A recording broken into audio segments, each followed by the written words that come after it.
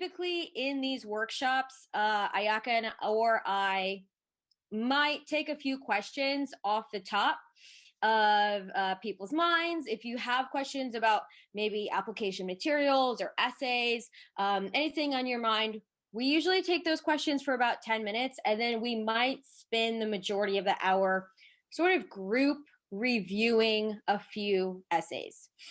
I'd say that that format has been incredibly beneficial for me. In fact, I think I'm pretty confident that I could say that I've seen over 100 essays that way and participating in that many workshops. But you know what? I am hoping to sort of switch it up tonight. I think that after seeing all of those essays, I definitely have a better idea of how I want to tell my story. It's definitely always helped me, but I am going to switch it up just a little bit tonight, and I am going to try to recreate a sort of coffee shop interaction. If you are listening to this on the recording and you're not here with us tonight, this might be a good session for you to sit down and write that first draft with us. It might be a good session for you to revisit if you have something on the top of your mind where you're maybe procrastinating a little bit, if you're looking to get something kind of hashed out. That's what I'm hoping to do with this group here today. If you are here and you're with me in the class and you can't put your video on or you can't unmute yourself, don't worry. I've got enough energy for all of us. But, I really encourage you to take up space. If you've dedicated the hour to be here with us, please take up space. This is your space. If you're here, I know we all have a lot going on, but go ahead and take the floor as much as you need to. Definitely would encourage a lot of that. Just a reminder on who I am. My name's Alisa, and a year ago, I was completely alone in this process. I was studying for the LSAT alone, and the reason I was doing that was for two reasons. One, I was strapped financially for cash. I felt like I needed to preserve all of my resources going into law school. So I got a lot of books and was collecting a lot of free resources. And I basically just kept telling myself to just hunker down and do it alone. The second reason I was alone in this process is because I didn't know what I was doing. And I didn't want anyone to know that I didn't know what I was doing. Funny story, and this won't take long, I promise. I was working in an office where I would continuously see this barista at the coffee shop at the office. I saw her every day. We always kind of had some small chit chat. And after days of seeing her, I don't know how we got in this conversation, but I was finally let it slip. I'm trying to go to law school. I'm doing the LSAT thing, taking the LSAT. And she said, "Oh, me too." And I locked eyes with her, and I promise I felt like a deer in headlights. Part of me is thinking, what would be a really smart thing to say is, "Oh, we should study together." And the other part of me was thinking, "Oh my gosh, run away. She's going to find out that you're not organized. Your thoughts are not organized. You don't know what you're doing." So with that being said, the greatest thing about us being virtual together is there's no awkward bye or study groups. You can just flick off your computer or kind of move on to the next thing. So I would love it. And I will see if anyone can do popcorn style. I'll call you to unmute yourself if you want to. If you can't unmute yourself, if you have children or some loud noises in the background, please feel free to use the chat. Please even feel free to, I know that sometimes people listen in maybe while they're out of shift at work. Go ahead and just write in the chat if you want. So this is what we're going to go around and say. Remember, coffee shop vibes. We're all meeting here, except no awkward goodbyes walking to our cars next to each other after we've already said goodbye in the parking lot.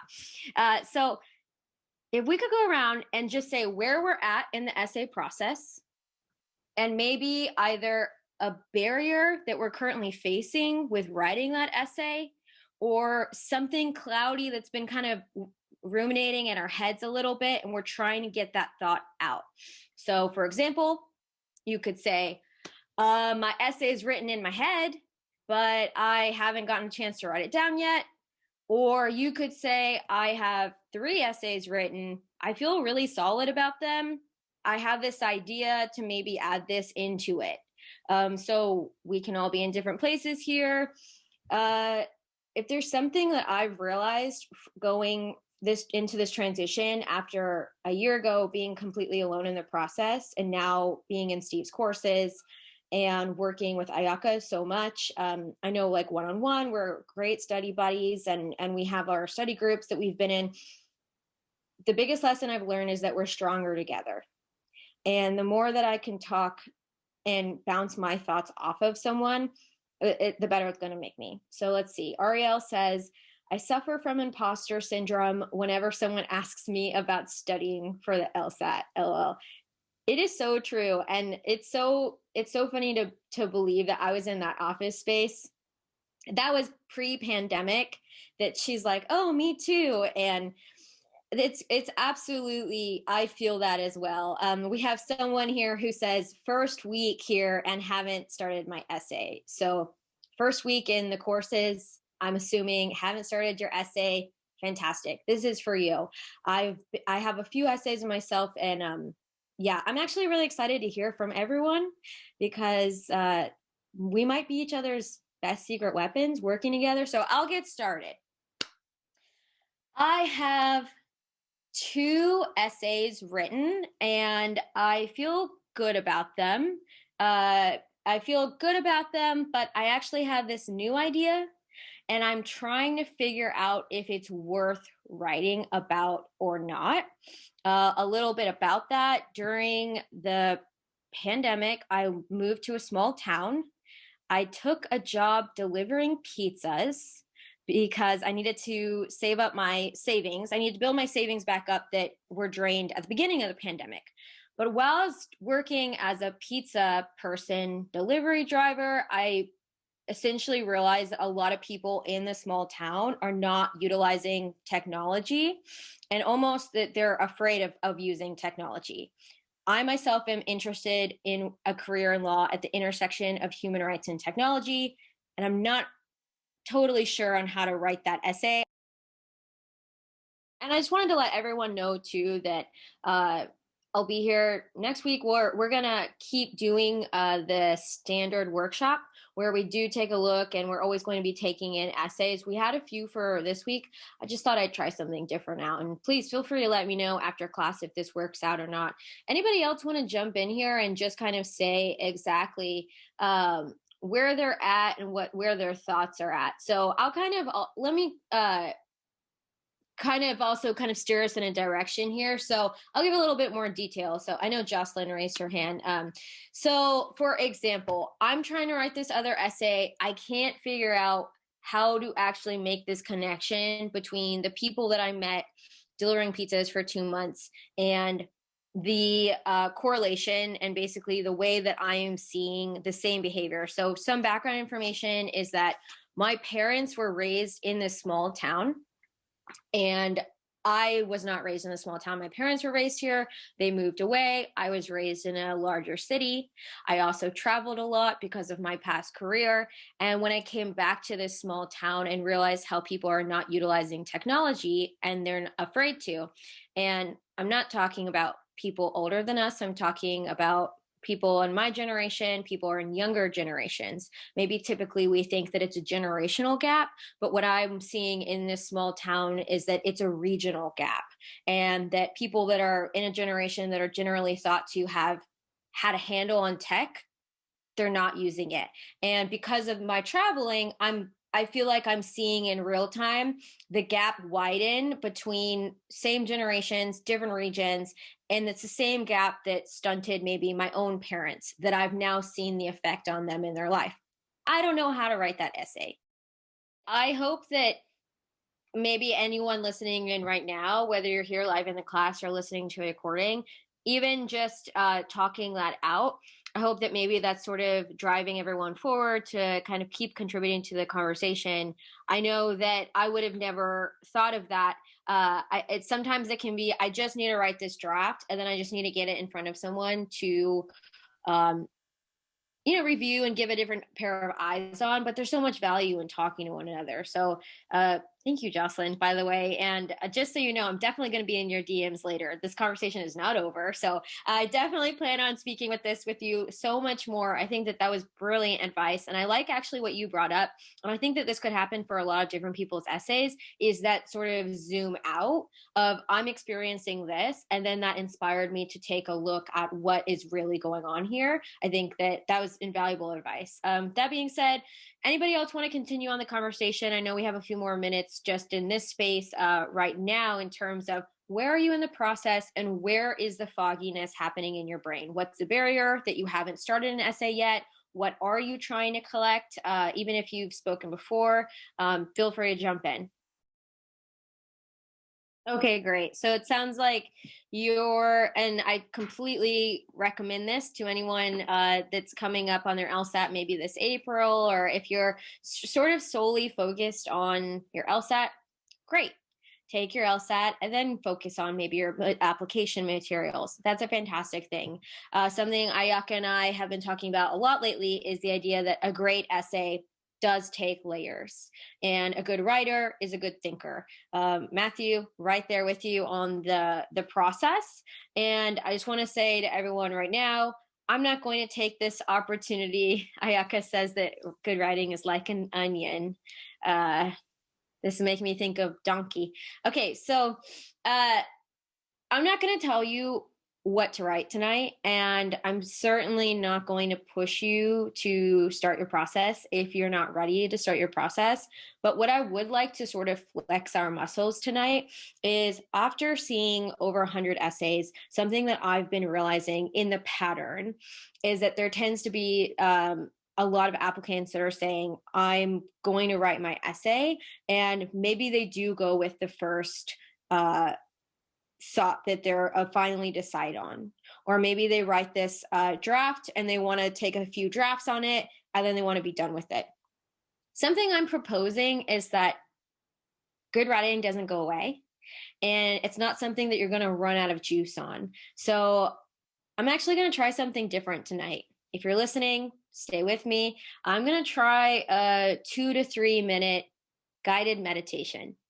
And if you're saying to yourself, that doesn't sound like my jam, don't worry about it.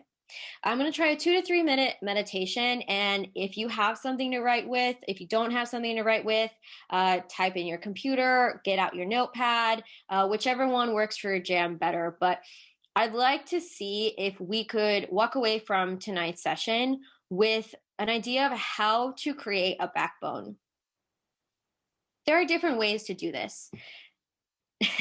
Jocelyn says in an accent. I wish I was could do accents. Don't worry about it. But just think about that. So there are a lot of different avenues to write your first draft. I know that I've heard Steve give this fantastic advice. Sit down, write the entire draft. Don't edit. Just go for it and edit later. I've definitely done that. I love it. I actually still do that. What I'm going to propose tonight is we practice how to get our ideas across clearly.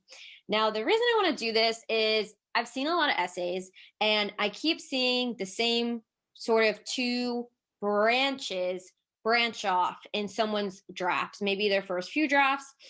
There's one draft where, say, the applicant is over explaining something that somebody else has done or another organization has done.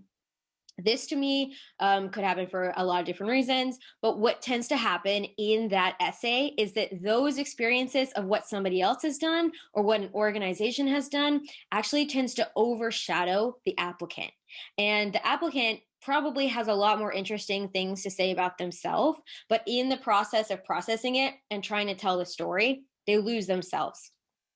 So that's something I see. Another thing that I tend to be seeing in essays is that someone says too little. Maybe they have jargon from their last job. Maybe they say something and they assume that the reader will know. An example of that might be, I'm a Hispanic, queer, low income human being.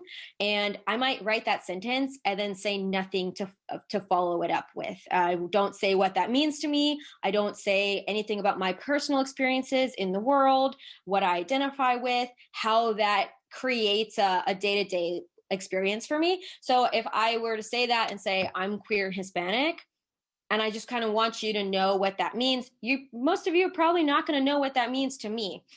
So those are the two different branches that I keep seeing pop up. Over explainer, maybe on something that didn't have much to do with that person personally, or the under explainer, where they're saying something and they kind of assume that the person knows. So I'm playing around with something here. We're going to try a guided meditation, and I'm going to see if we can create, people would call it an outline. The goal of this is that every single person here could explain loosely a situation, the task that was required of them. What did you have to do in that situation? What actions did you personally take? And what was the result? And if you're familiar with this really cheesy method of figuring out how to tell a story, cool. If not, try to stick to this structure. What was the situation? Paint the portrait as clearly as you could. What was required of you? What did you have to do? What did you end up doing? And what was the result after that? Now, all of that being said, I'm going to see if after this meditation, we could write this out in 60 seconds or less. Some people call it an elevator line. If you were stuck in an elevator and you had to explain your situation, how do you get your message across clearly? I also want to circle back to something that Matthew brought up that was a fantastic point. Do I have to have something that I feel super passionate about? Does there have to be an intense happening in my life? Absolutely not. I bring up this example so many times. Steve himself has an interview with an admissions officer from the University of Maryland. And this is on his podcast almost 2 years ago. So that dates me on how long I've been consuming Steve's content, or it just makes me look like a fanatic. Pick one. So if you go and listen to this admissions officer, Steve says, "What's one of the greatest essays you've ever written?" The officer says it was about a person learning how to ride a bike. And she had done this so beautifully and was so clear and articulate with it that the admissions officer said that it really showcased how great of a team member she was. She was learning how to ride a bike because she had taken on a new job where the people at the job rode bikes in order to bond. We've all had maybe we've heard about like certain like jobs where they're saying like, "Hey, we're all going on a bike ride on Sunday morning. Join us." She didn't know how to ride a bike. She knew that this was an incredibly important bonding moment with her team. So in order to connect with her team more, she learns how to ride a bike. And it ends up showcasing that she's the kind of person that's going to go above and beyond to connect with her team because that's how important the work was to her. So that's one of my favorite examples of doesn't have to be intense. Lots of people get into law school with something that's happening in their day-to-day, and it's all about execution. So go ahead and get comfortable and shake it off if you are sitting still. If you've been moving around, try to do the opposite. Try to sit still. If you're listening to the recording right now, this is only going to take 2 to 3 minutes. Stay with us if you want. If you've dedicated the next 29 minutes to being here live with me, again, no problem. Don't worry about it. I'm going to watch the clock for us, and I'm going to go ahead and start now. So go ahead and see if you can sit up straight. If you are sitting in a chair, try to feel your feet flat on the ground. And if you're holding any tension in your ankles, go ahead and almost wiggle like if you're on a fake surfboard. Just loosen up those ankles a little bit. All right. Go ahead and feel your seat heavy in your chair. And if you can, see if you can feel your spine stacked on top of itself, maybe like a very soft cloud. Go ahead and take a deep breath in and exhale.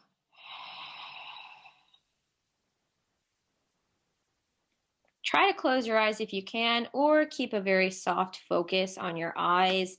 I know that we might be in front of a screen, might not. Take another deep breath in. This time, feel a little bit more space in between your toes.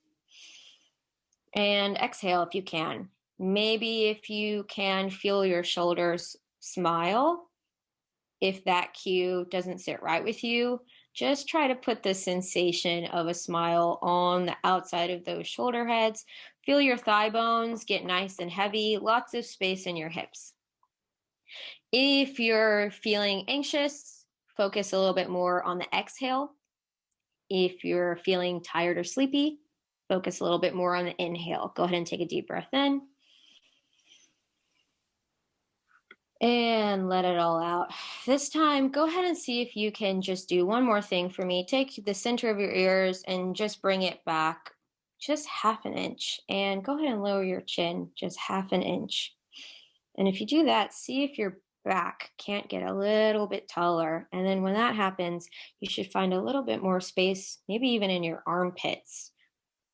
And again, if you're feeling anxious, focus on this exhale. And if you're feeling a little sleepy or tired, maybe give a little bit more energy to the inhale. 1, 2, 3, take a deep breath in. And exhale. We're going to stay here for just 2 more minutes. Stay with me here. If you are, try to think that maybe imagine there's a person in front of you. Now they're non-threatening, this person. And you're going to think about what story you either need to tell or want to tell. This person in front of you, they are special because they believe what you say. You don't have to say more. You don't have to give more adjectives. If you say one sentence, this person in front of you wholeheartedly believes you the first time. So with that being said, we're going to take a deep breath, and I'm going to give you just about 30 seconds to tell them, explain your essay to them, explain what you're really trying to say. So take a breath in and exhale. Pretend that they say, "What happened? Tell me."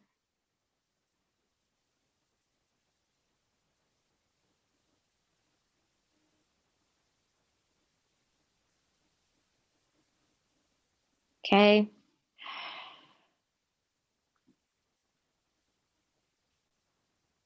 Just 30 more seconds here. Take one more breath in, and let's say that they say, "I believe you." Now, if you're really clear and consistent with your message, that feels good. If you say what you just said and they say, "I believe you," and you feel a little tug in you, or you say, "That's not really what I meant to say," just try one more time. Take a deep breath in. And let's say that they are about to say, "I believe you." Say if you can tell them in about 3 to 4 sentences the entire essence of what you mean to say.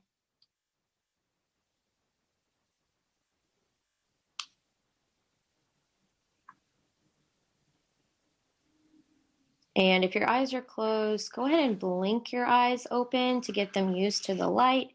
If your eyes are open, maybe just give yourself a little 80s head roll, kind of come back here. And I'm actually going to give everyone about 2 minutes to jot down those trees, the bare tree of your story. If you could tell someone as clear as possible and they believe everything you say, you don't have to explain more. And then you also are going to tell them exactly what they mean. So just take a minute or two to write that. If I've done that, feel free to write in the chat if any new thoughts came to you. Maybe you realized a different direction you wanted to take. Or please feel free to pause me or mute me right now so you could get some thoughts out. I really invite everyone to try on a new idea.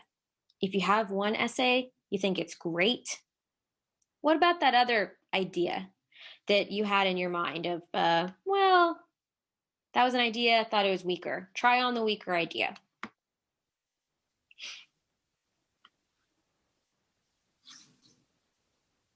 Let's see. Shakira, I always love hearing from you. Where are you at with your process, and where are you at after that meditation? What are you sort of thinking, if you could kind of explain what's going on with your essays? That was so powerful of an opening. I actually died a little inside when you stopped. And I know I'd be really excited. Something that I just heard you say that was so clear as day is painting this picture of feeling really successful, having that change happen, and then rebuilding that success. I think that that's such a beautiful story, and that's such a beautiful place to go. Also, I love it's a very you have experience in the workforce. Sometimes I hear people that they want to pull something from childhood if it feels like that was a more powerful moment to them. And there's a lot of powerful moments just in our day to day that we're experiencing. That was great. Thank you. Thank you so much for sharing. Uh, Anybody else sort of have a shift post meditation, or did anyone see how being writing is a process that I've experienced that I need to give myself space to do it? If I'm crowded on either end, it comes out as though I was crowded. So giving myself space to write, always helpful. Connecting your thoughts and connecting your past experiences into why it is you're choosing to tell what you're choosing to tell.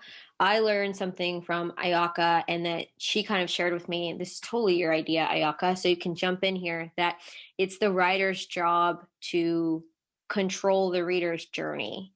You are showing the reader where you want to look, and it's such a tall order, Jocelyn. I know that personally I was speaking during the meditation, but also trying to like meta have it on myself. And I realized that I want to connect these big ideas between being in the exact town that my parents were raised in. And my parents were not as well informed as maybe they could have been. They were not using the internet at the time that they were raising me. They were leaning into a lot of a bad, poorly, not so great advertising that was saying like fast food, just because fast food is convenient, it must be good. They weren't like connecting to resources bigger than that. And as a consequence, I've seen a lot of the negative effects that lifestyle has had. And being in this town and seeing it firsthand, during the meditation, Jocelyn, though, just talking to that out with you, I kind of realized, well, what if I could take this a step farther and say, I investigated? I think that that could take my essay to another level of not only saying, this is what I experienced, this is what I've seen firsthand. I've had a career where I've been able to live in these really big cities. And because of all of that, I did some investigations and I took a deep, hard look at what's going on here. And this is what I want to bring into those conversations in the classroom. So if I hadn't said this out with you, Jocelyn, that would have never happened. There's a lot of different language too. And I just want to say that I've even spoken about this with Ayaka. It's not always called a diversity statement.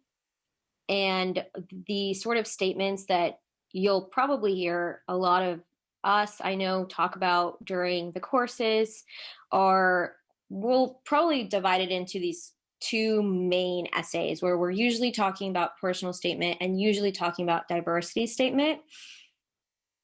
A good way that I like to think of it is that, and Ayaka puts it so beautifully, is that a personal statement, you're kind of answering why law? Why are you trying to go to this school? And I like for it to answer another question of, can you make it through a 3-year program? Are you going to, or however long the program is, are you going to add to their school, add to their metrics even? And a diversity statement might be, how have maybe some past experiences you've had informed the way that you will contribute to the conversation physically in that classroom? It could be a variety of different things. Ayaka has a really great class on it from last Wednesday. That recording is up on diversity statements, but not all schools have a diversity statement. So your diversity statement might end up looking different, but a lot of us like to have both of them, but it's not necessary. And also, totally use this course is welcome. And the LSAT, I have a feeling just even hearing you speak, I think that it kind of weirdly feels awful at first, and then it doesn't, but it still does, but it doesn't. This happens a lot to a lot of applicants where they think they're applying for one cycle, and then they do the next cycle or the next cycle. Very normal thing to happen. Anyone else is welcome to join in here.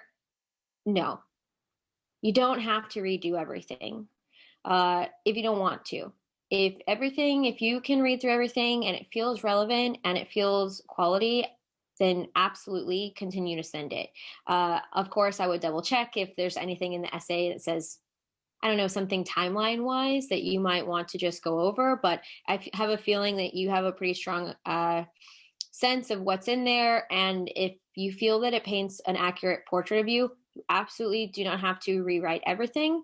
In fact, I would almost recommend against it. You're going to be tired enough going into 1L, and you don't have to burn yourself out that much. Funny story, I recently dug up my undergrad personal statement, which admittedly was over 10 years ago. So let me tell you, but I read it and I was like, it still holds true. Like all the things that I wrote there are accurate. I'm still living that journey. So, I think that's really what a personal statement should be, is this very accurate portrait of who you are. And it should, it's going to take a couple tweaks when you send it again into the next cycle, probably.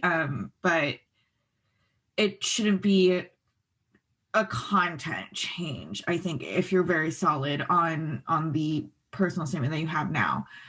With regards to letters of recommendations, I think, everything said here, yes. But I do know that some people, and I have a professor like this who wrote me a rec letter. He's very particular. And he was like, if you're going to use it for a next cycle, I want to rewrite it, or like, I want to update it. So please, like, let me know. And so there are people out there who are very, very sensitive about letters of rec. So I would really confirm with your rec letter writer whether it's okay to use their letter for another cycle. So awesome, Ayaka. Such a fantastic point about checking in with those people that write the letters of rec. To begin with, everyone tonight, I've really had such a fantastic time. This was kind of a different style of writing workshop than we've done in the past. If you're looking for something different, go ahead and let Ayaka or I know. We will be here weekly and inside the course. And we also do some free public workshops as well that we always like to post on Facebook, and Steve puts out in his emailing list as well. So please feel free. I know that a few of you did submit essays for feedback, and have no fear. We're definitely going to get to those. Just waiting to get a few more essays in, and you will see that coming up soon. So thank you all so much. And please share feedback if something worked for you, didn't work. And I hope everyone has a great night. Thanks for tuning into the show. Please subscribe if you haven't done so already to be notified of new episodes as I release them. And feel free to reach out if you need anything at all as you move forward with your prep. I'm happy to help however I can. In the meantime, I'll wish you all the best and take care.